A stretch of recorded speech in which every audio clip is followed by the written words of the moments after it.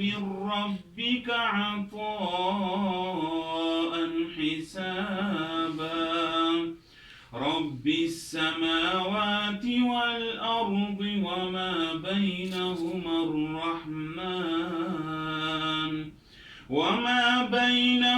الرحمن لا يملكون منه خطابا يوم يقوم الروح والملائكة صفا لا يتكلمون إلا من أذن له الرحمن وقال صوابا ذلك اليوم الحق فمن شاء اتخذ إلى ربه مآبا إنا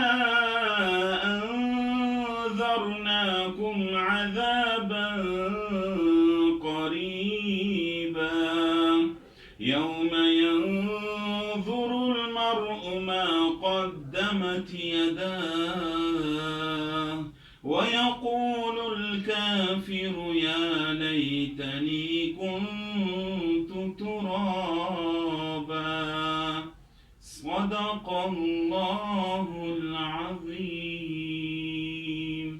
आप सब सूरह रहमान सुना देते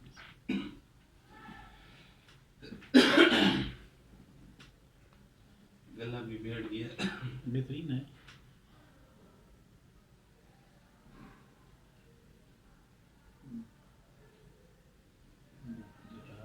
ये कौन सी सूरत थी? ये सूरह नबा 30वीं पारे का पहला सूरत.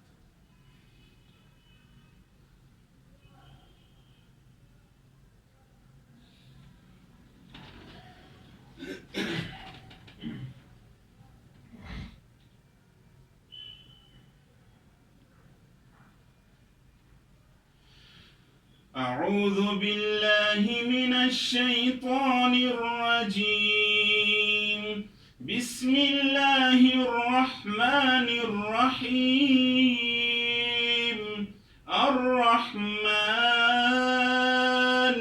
علم القرآن خلق الإنسان علمه البيان الشمس والقمر بحسبان والنجم والشجر يسجدان والسماء رفعها ووضع الميزان ألا تطغوا في الميزان وأقيموا الوزن بالقسط ولا تخسروا الميزان والأرض وضعها للأنام فيها فاكهة والنخل ذات الأكمام والحب ذو العصف والريحان فبأي آلاء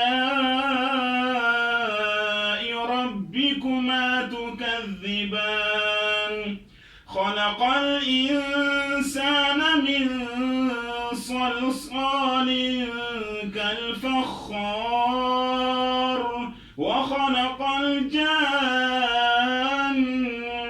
من مارج من نار فبأي آلاء ربكما تكذبان صدق الله